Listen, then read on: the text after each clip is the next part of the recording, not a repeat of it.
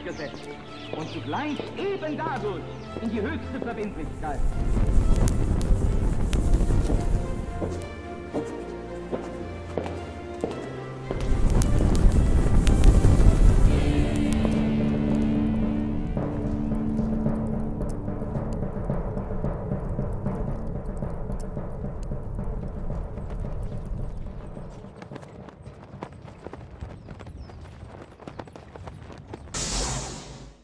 Tengan ustedes buenas tardes, esto es La Brújula 2022, ahora en un ciclo, un nuevo año que comienza. Se me pasó realmente muy rápido el año 2021 en la nueva familia, la nueva pantalla para nosotros de Conclusión TV, programa que hacemos con mucho gusto con un gran amigo. Lucas, Pablo. ¿Cómo andás? Davoli, ¿cómo estás? ¿Qué decís? Muy bien, ¿vos? Bien. Contento por las repercusiones, siempre lo decimos, del programa acerca de la operación Sinsonte, ¿no? De la CIA a los más media, y las devoluciones y las críticas y los comentarios de la gente, que es lo que buscamos, ¿no es cierto? Sí, que aparte en general han sido positivos y más allá de eso los agradecemos a todos. Claro. En particular yo hoy vine, digamos, un poco más formal porque de hecho un televidente, un seguidor se quejó de que había... Tomamos nota. Claro, no, sí, manifestó abiertamente su disconformidad. Pidió dónde estaba el libro de quejas. Claro, sí, porque dejar... yo había venido de remera. No, lo decimos en broma y cariñosamente.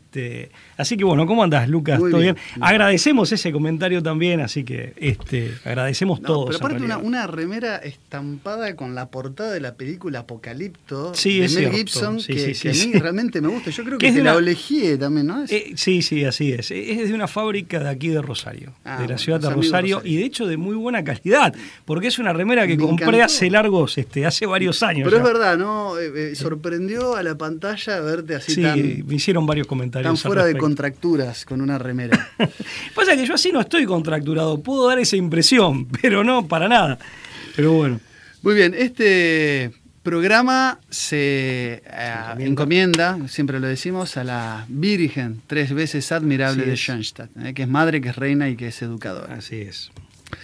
Hoy tenemos un programa dedicado a reflexionar sobre un artículo, ¿no? De Leonardo Castellani, el padre Leonardo Castellani, del que ya hemos hablado, ¿no? En otras oportunidades. Estamos hablando de un santafesino del norte, de Reconquista, provincial de la exactamente localidad de Reconquista, que además que bueno, ha sido un gran poeta, educador, filósofo y teólogo.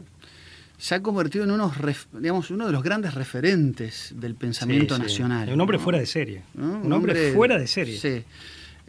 Hay voces encontradas acerca de si alcanzó el título de doctor universalis, ¿sí? Sacro universalis, doctor sacro universalis, que es como el galardón académico, el reconocimiento intelectual más alto que te puede dar la Iglesia Católica. Donde lo que vos predicás en cualquier universidad es prácticamente forma parte del magisterio. O sea, estás haciendo magisterio cuando vos... Es un título de una magnitud. Sí, esto lo decía... Catedrático erga omnes. Esto, ¿no? Esto lo decía un gran y querido profesor y amigo que ya no está entre nosotros, Luis D'Aloisio. Él afirmaba fehacientemente esto. Recuerdo que una vez lo invitamos a Alberto Buela a dar una conferencia y relativizó ese reconocimiento, no con esto quitándole alguna valía a su... No, para nada. Sabemos que Buela, de hecho, respeta mucho y valora mucho el pensamiento de Castellani. Y Castellani tiene esa particularidad de ser un gaucho también, ¿no? Sí, tal cual. Y el profesor D'Aloisio, en algún momento creo que nos supo contar, estábamos ambos presentes, que esta distinción académica de máximo nivel, de tan elevada jerarquía, tan extraordinaria, de hecho es tan extraordinaria que él había establecido un promedio, no lo recuerdo con precisión, ojalá algún seguidor me pueda corroborar en esto y aportar la precisión que me está faltando, pero D'Aloisio decía que era en promedio era una vez cada no sé cuántos siglos. O sea, si uno hacía un promedio, claro, digamos, los 2000 años de la historia de la Iglesia, era uno cada 3 siglos, una cosa así. Y bueno, uno de los nuestros, y un gaucho, realmente lo era de espíritu, había tenido una crianza cuasi campestre en el norte de nuestra provincia, hijo de inmigrantes italianos. Efectivamente. Hijo de inmigrantes italianos. Un autor que ahora se ha puesto, digamos, se ha difundido mucho en España, sobre todo gracias a Juan Manuel de Prada, conocido escritor, literato, bueno, ensayista español. Que lo ha recuperado. Sí, ¿no? lo ha recuperado y de hecho lo ha promovido entre nuestros hermanos españoles. Tengo entendido que es un autor muy leído también entre nuestros hermanos mexicanos y en otros países hermanos de Hispanoamérica. Así que sí, un hombre que casi no necesita presentación. Lo que sí muchas veces necesita es que se recuerde la cantidad de cualidades, digamos, el volumen de su obra, porque es una obra tan vasta y él era un hombre tan genial que a veces cuesta tener presente. Un polímata, ¿no? Abordó muchísimas materias, ¿no? Aparte sabía de filología, bueno, es psicólogo, no sé si lo mencionaste, bueno, pero la psicología humana, el gran libro, claro, y Freud en cifra.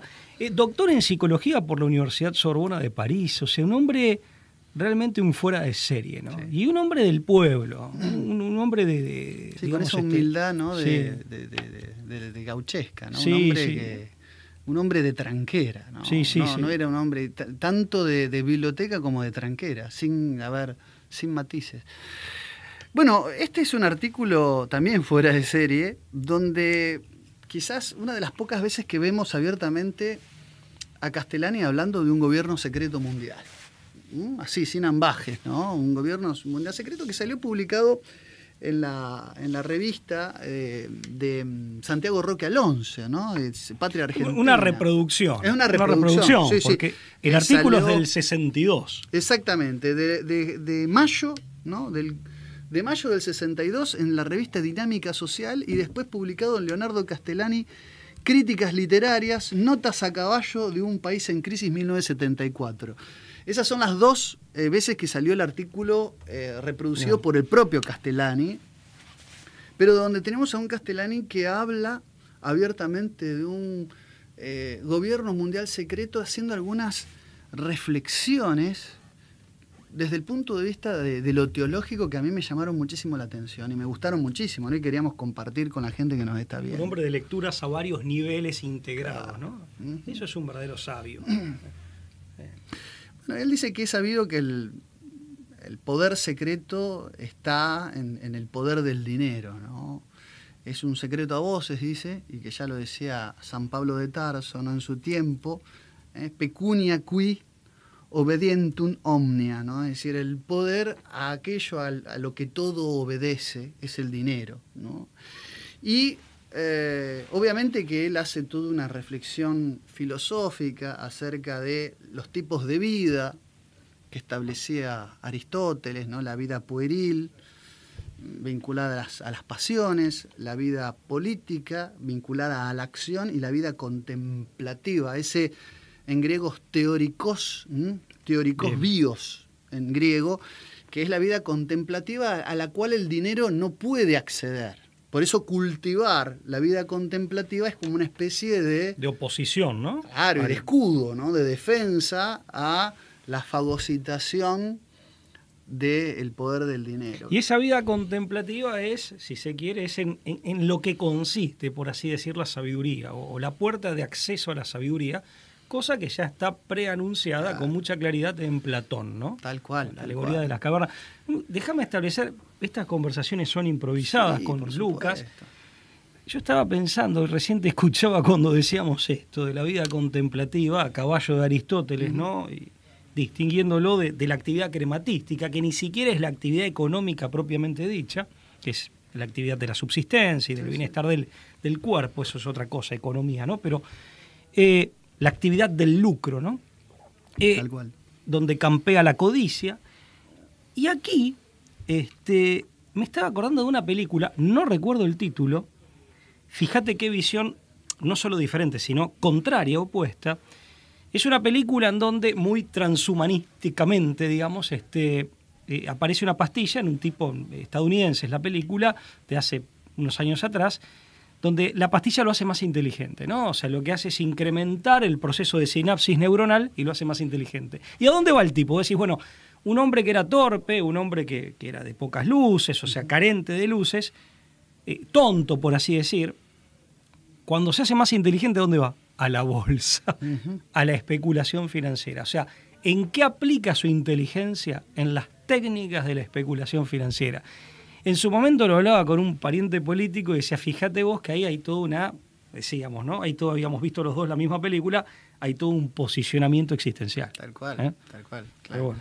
Claro, que eso excede, ¿no? Excede la inteligencia o la capacidad intelectiva, ¿no? Claro, vos decís, podés bueno, aplicar esa inteligencia, el coeficiente intelectual, pero si no está bien conducido, no está bien dirigido, ¿no? Terminás ahí, ¿no? En la especulación financiera. Sí, la inteligencia como un instrumento al servicio de, en este caso, Castellani incluso hace una comparativa con Kierkegaard, ¿no? Acerca de la vida estética, ética y religiosa, ¿no? Como distintos niveles de profundidad que tienen que ver con los distintos caminos hacia lo trascendente, donde veía estos niveles. Y claro, para Castellani este gobierno secreto mundial, que tiene como herramienta fundamental el dinero, al dinero lo tiene como arma, necesita ese aburguesamiento, capitalismo mediante, de las sociedades para poder ejercer su poder. O sea, hay un camino que se allana y se prepara a través del modelo de acumulación capitalista y que tiene, digamos, al hombre pueril, ¿no? A la vida de lo estético sobredimensionada y sobrepromovida, digamos, de manera tal de poder ejercer el poder que de otra manera el dinero no tendría. No podrías construir. Exactamente. Bueno. Por eso hace esa disquisición de los tipos de hombre que establecía Aristóteles y que ratifica de alguna manera Kierkegaard. Vos te acordás de San Agustín, que a San Agustín lo plantea en términos muy de su época y muy teológicos, pero en definitiva, las oligarquías se sostienen por la codicia en acto del oligarca, la codicia en acto exitosa del oligarca, pero también por esto de ser un oligarca frustrado, es decir, por la codicia frustrada, pero codicia al fin, de aquel que padece al oligarca, que padece su sumisión al oligarca. O sea, hay un grupo de gente, no digo que toda la sociedad, pero hay un grupo de gente en ese contexto que termina convalidando porque adopta los parámetros de la oligarquía como regla de vida. Y al hacerlo, y al tributar su admiración y su deseo, su aspiración, me gustaría ser como él, lo que hace es terminar convalidando el sistema de dominación que lo subordina. Bueno, Castellani, ustedes lo sabrán, toma una serie, despliega todo su potencial intelectual desplegando esa biblioteca infinita que tiene, ¿no? A su disposición, pero le da crédito a por lo menos a dos piezas, creo yo, fundamentales para, por lo menos para Castellani, para entender este fenómeno. Una es la de William Carr, de la que hemos hablado muchas veces. William Carr, miembro de la inteligencia militar canadiense que trabajó para la inteligencia aliada. En la Primera Guerra Mundial. En la Primera Guerra Mundial. William Guy Carr. William James Guy Carr, exactamente, que escribió ese famoso libro Pounds in the Game, ¿no? Un libro muy importante. Recordemos que él retoma muchas de las teorías de Nesta Webster, que a su vez fue, ¿no? Webster quien recuperó aquellos escritos, ¿no? De Agustín Barruel, Memorias para servir, ¿no? A la historia del jacobinismo, que vinculaba a la Revolución Francesa con una trama secreta y oscura. Ese cerebro oculto. Poniéndola, a ciertas logias masónicas detrás de la Revolución Francesa. Bueno, William James Guy Carr, es él, ¿no? Un hombre decidido a combatir ese gobierno secreto, y Castellani le da crédito en lo que dice, hablando de un movimiento revolucionario mundial a través de un Estado mundial ateo, dirigido por un puñado de hombres muy poderosos y muy ricos. Ese es uno de los libros que cita Castellani, y el otro, después te dejo hacer las disquisiciones, yo sé que son piezas que vos tenés muy presentes, es el libro de Louis Marchalco, que también hemos hecho alguna que otra mención. Húngaro. Exactamente. Autor húngaro. El Estado mundial, es decir, perdón, The World Conquerors, ¿no? Los Conquistadores del Mundo, editoriado por Sueli en Londres en 1958. Es un libro posterior y más focalizado en la Segunda Guerra Mundial, la trama precedente y algunos episodios en los años posteriores a la Segunda Guerra Mundial. Posguerra, sí, con una mirada, digamos, que el propio Castellani en algún punto critica. Sí, si bien no objeta la obra en su totalidad, pero con una mirada, una hermenéutica sobre los acontecimientos toma distancia de algunos claro, Castellani de pronto toma distancia porque lo considera sesgado. No dice que mienta necesariamente, al menos no en lo sustancial, pero considera sesgada la interpretación y la tesis del libro como tesis, digamos, la tesis principal del libro. Castellani ahí toma, digamos, una prudente distancia, ¿no? Y hace sus objeciones. Una cosa importante de William Guy Carr, dos cosas. En primer lugar, había sido submarinista también en la Primera Guerra Mundial, que aparte había que subirse a esos submarinos, ¿no? Sí, que eran de los primeros. Este canadiense, vos decías que él toma lo de, digamos, de Webster, y es cierto. Y hay que agregar también que él, en el libro, que es un libro muy voluminoso, yo no lo he podido conseguir en castellano, en internet está en inglés y tampoco es de fácil acceso, tampoco es fácil de encontrar. Él lo que plantea es que también es el resultado, son las conclusiones de la información que él recopiló como oficial de inteligencia. Esto es importante, porque es procesamiento de información de inteligencia que él obtiene en el campo, como un experto de la inteligencia canadiense e indirectamente británica en aquella época. Muy católico, interesante, es un canadiense católico, de origen anglosajón, porque no es un canadiense de origen francés, ¿no? Y es el que habla, se refiere a ese grupo. Yo tengo algún artículo breve escrito al respecto hace algunos años. Él le denomina Illuminati, ¿no? Esto es un dato interesante, porque después, va a ser un hombre que va a ser en gran medida, digamos, utilizado en la ciencia ficción, en novelas, y de alguna manera va a perder, digamos, va a ser demasiado manoseado, pero él les asigna ese nombre, o dice que se denominan de esa manera, en referencia a la logia, a la secta que había fundado 1776 Weishaupt, ¿no? Exacto. Adam Weishaupt. Nosotros en su momento, ante el manoseo público de este nombre, en novelas, en el cine, etcétera, La Nación, el diario La Nación de la República Argentina, pretendía decir que era una teoría conspiranoica, sí, dicho sea de paso, y nosotros le dedicamos un programa que se llamaba Illuminati, la verdad que la Nación, entre comillas, niega. Claro, ¿no? Nación, el nombre del periódico, que un juego de palabras. Y nosotros lo que decíamos, es cierto que abundan las teorías conspirativas que no tienen ningún fundamento. ¿no? La logia. Pero vimos todos los resabios y los legados que dejó y cómo ramificó. Réplicas, efectivamente, réplicas. Y hemos dedicado otros programas a algunas de esas réplicas. Por ejemplo, cuando comenzamos el ciclo 2020, con esta logia universitaria, en principio estadounidense, Phi Beta Kappa. Pero más allá de eso... Skull and Bones también vimos la conexión entre Skull and Bones, que es actual, que existe, con la Illuminati de Baviera, ¿no? Entre paréntesis, vos sabés que es un dato que conseguí después de haber grabado ese programa, entonces aprovecho para decirlo ahora. Echeverría en los años 20 había publicado en castellano un panfleto de Phi Beta Kappa en Buenos Aires. Mirá vos. Ese dato lo conseguí, pero con posterioridad haber grabado ese programa, ¿viste? Cuando decís, esto era para decirlo. Nos pasa siempre. Nos pasa siempre. Uno va leyendo. Disculpa al público que siempre encontramos información atinada a lo que vamos a decir cuando ya pasó el programa. Pero lo que quería decir es, si bien el artículo de La Nación decía la verdad en cuanto a que es un nombre manoseado, que ha dado lugar a todo tipo de conjeturas sin mayor basamento, y esto es cierto, la parte que, digamos, era omitida es que también hay toda una historia real atrás, que en este caso, por omisión, quedaba negada. Claro. Por eso el programa se llamaba de esa manera. Lo que Castellani recupera de estos dos libros, tanto el de Marschalco como el de Guy Carr, que acabamos de mencionar, es la cantidad de citas por los propios líderes mundiales o por los propios miembros de esta élite.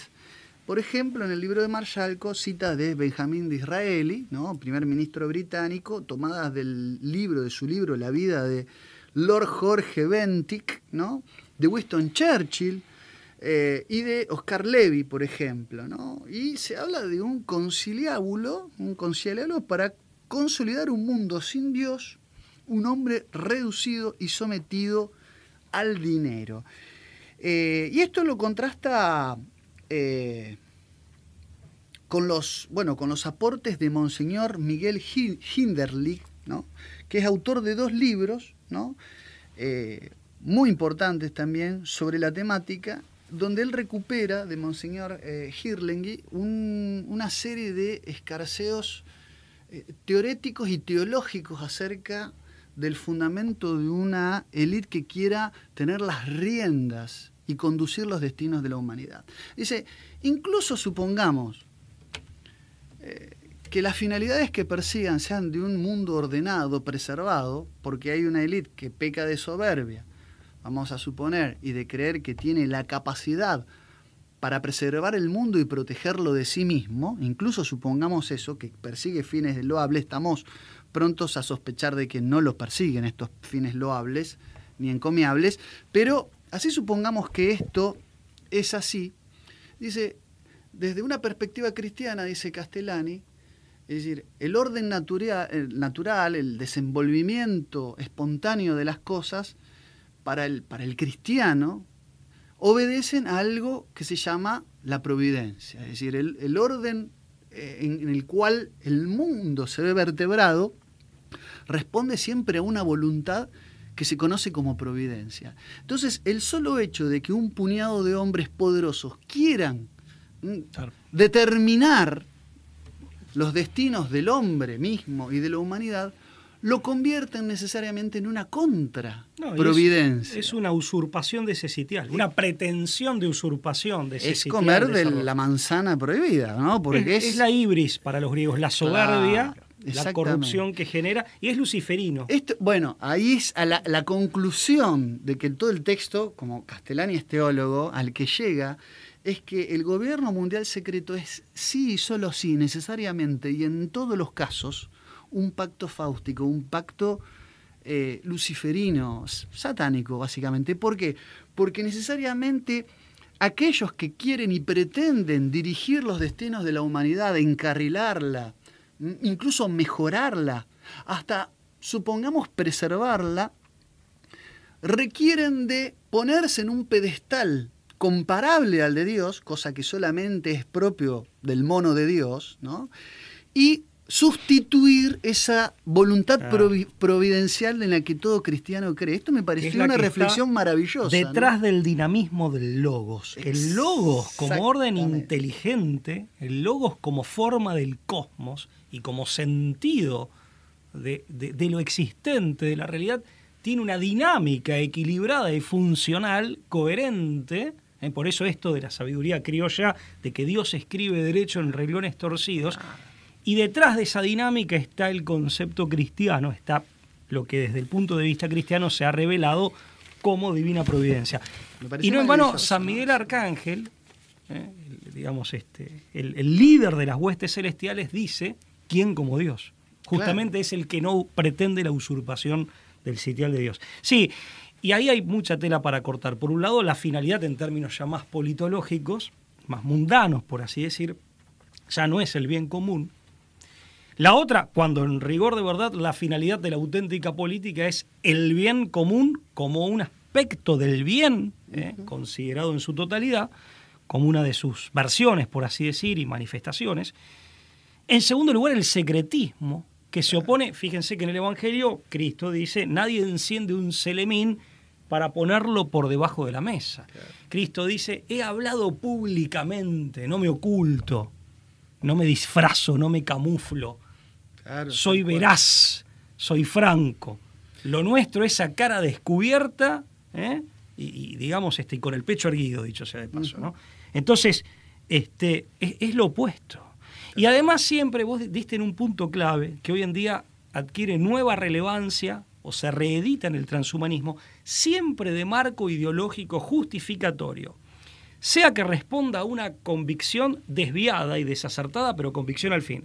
O sea que venga a ocultar una hipocresía y una intencionalidad inconfesable, siempre está ese marco ideológico que se ha desarrollado con múltiples versiones, sobre todo en el mundo anglosajón, de satanizar a la humanidad. Entonces, te colocas en el lugar como pretexto, o porque realmente te lo crees, de que venís a rescatar al hombre de sí mismo, pero porque primero lo considerás malo e irredimible, lo cual también es profundamente anticristiano. Bueno, toda ingeniería social, dice Castellani, dentro de lo que es el gobierno oculto, si le damos crédito, él cita, insisto, a Marshallco, a William Guy Carr, cita también a Cooper, a Billy Cooper. Ah, ¿no? sí, y a Monseñor d'Herbigny, también. que hablaba de un complot secreto, un informe de inteligencia preparado de D'Herbigny, ¿no? A pedido del Papa de la época, creo que había sido Pío XI, él elabora un informe de inteligencia, habría que dedicarle algún día programa a eso,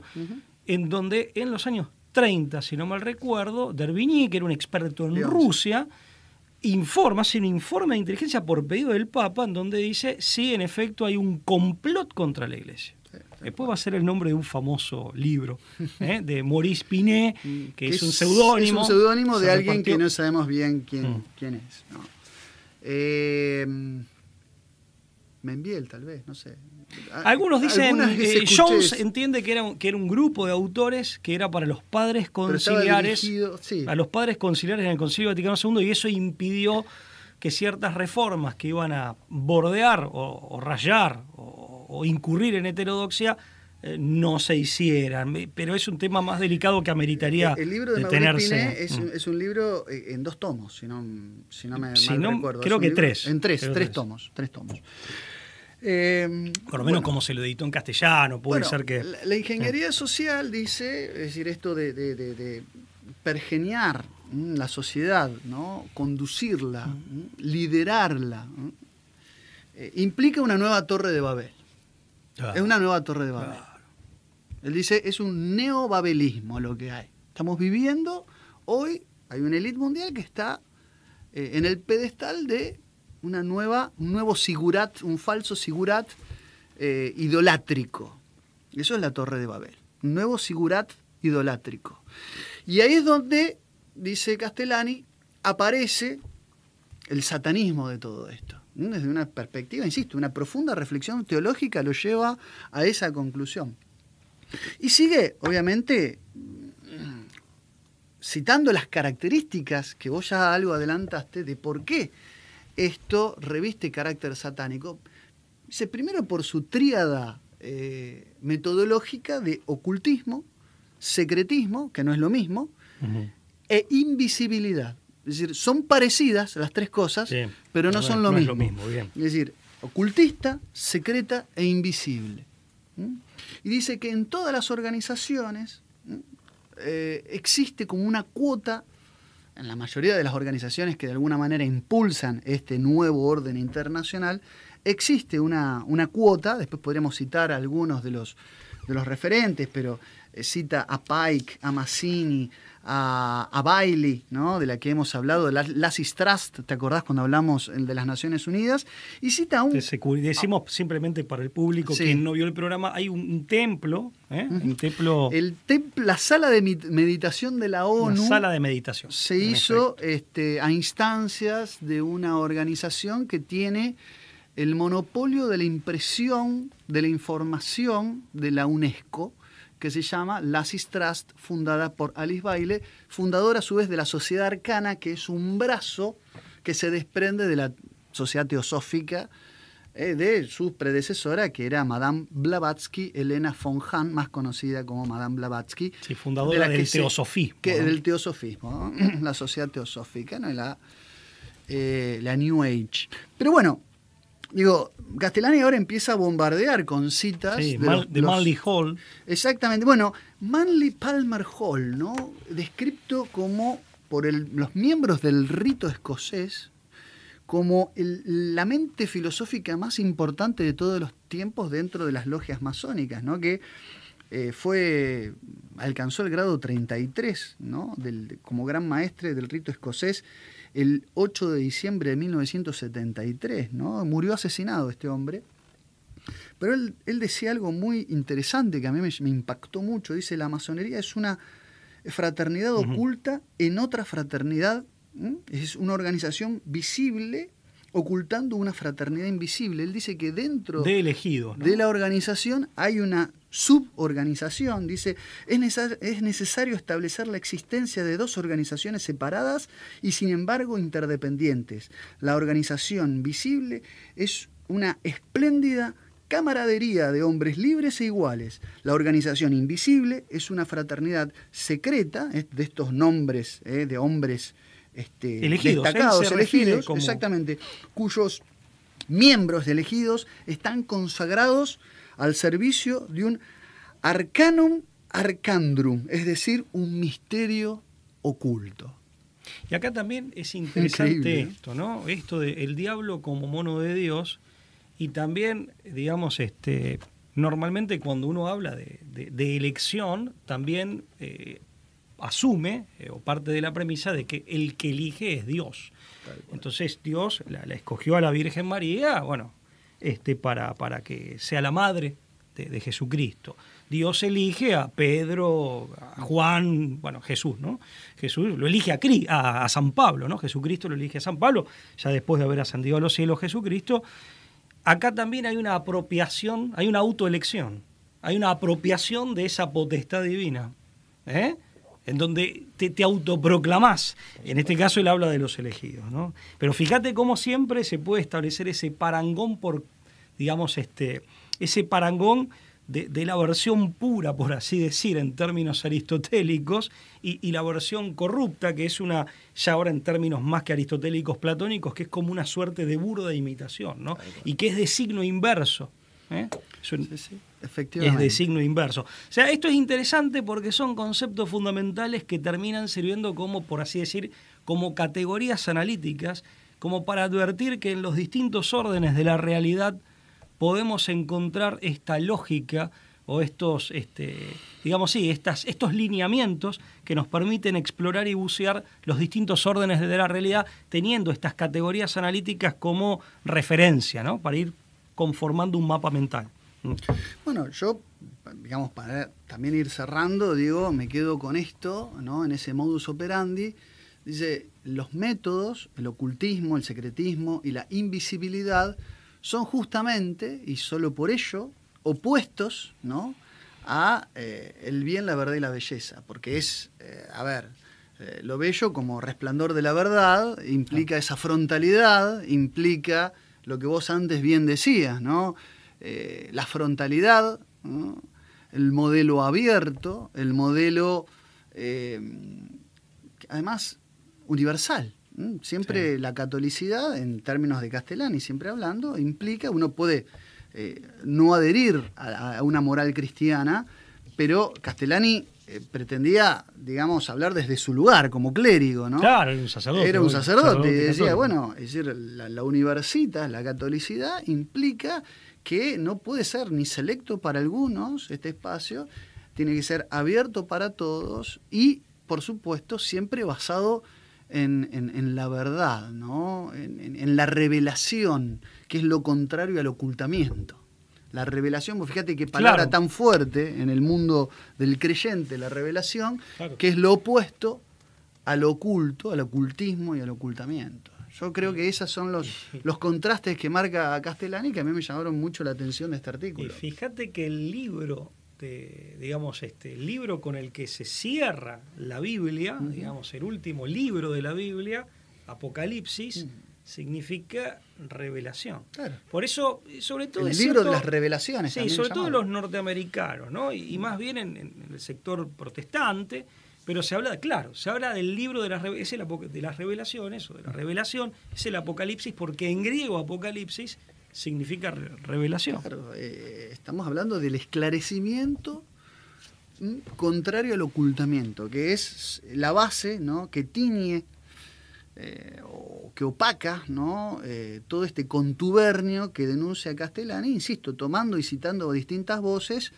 pero que, insisto, tenemos por primera vez, o quizás no siempre lo hemos tenido en esta faceta Castellani, hablando del gobierno secreto, ¿no? No, y mencionando varios autores, respecto de algunos con alguna objeción, con alguna crítica, pero haciendo una suerte de reseña y en definitiva extrayendo una conclusión propia. Pero aparte, más allá de los autores que denuncian, que informan o las que describen... que ellos citan. Claro, bueno, acá estaba leyendo, bueno, cita Pike, lo cita Hall.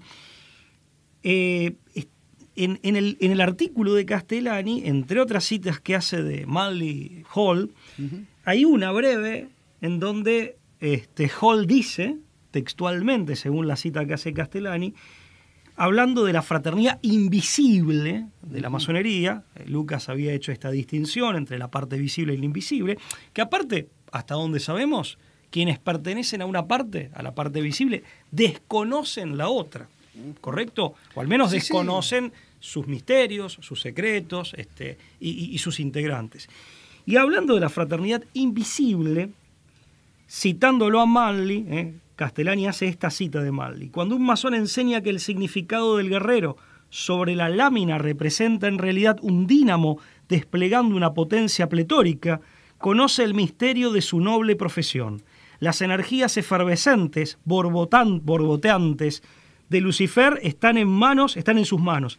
Antes de que pueda comenzar a avanzar y elevarse, debe probar su capacidad para utilizar correctamente esas energías. Esto en The Lost Keys to Freemasonry, hablando de la fraternidad invisible de esta organización, ¿no? Estimo que según la distinción que hacías vos antes. Por eso digo que, como todo lo de Castellani es erudito, es esclarecedor, es jugado Castellani, ultra jugado, y al mismo tiempo una virtud a resaltar es que es sencillo. O sea, uno lee como tantas otras cosas de Castellani, explica realidades que tienen una cierta complejidad, en muchos casos una gran complejidad, y realmente lo hace asequible para todos, ¿no? O por lo menos para una gran mayoría. Bueno, no sé si se puede abundar mucho más, porque... Sí, lamentablemente, sí, en realidad no se puede. No se puede porque nos van a echar del canal. Se nos terminó el tiempo, Pablo, pero digo, recomendamos el artículo, ¿no? Y esperemos que...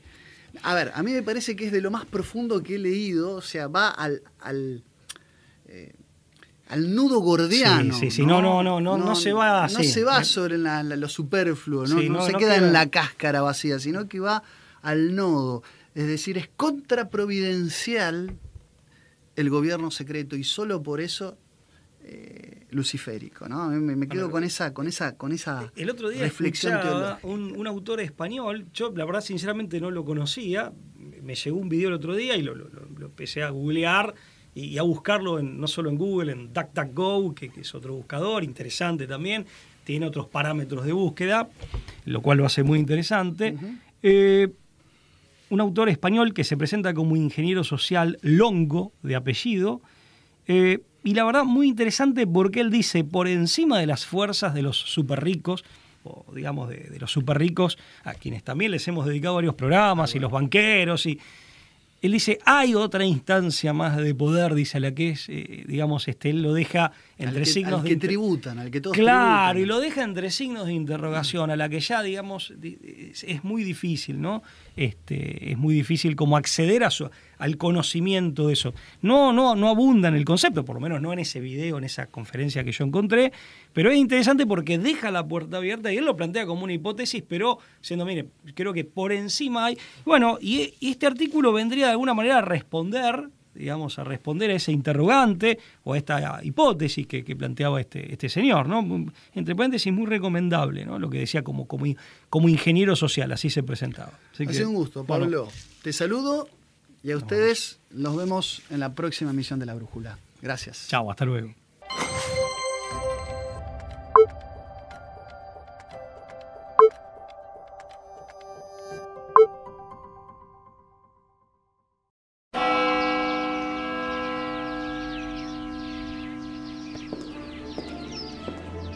Freiheit und zugleich eben dadurch in die höchste Verbindlichkeit.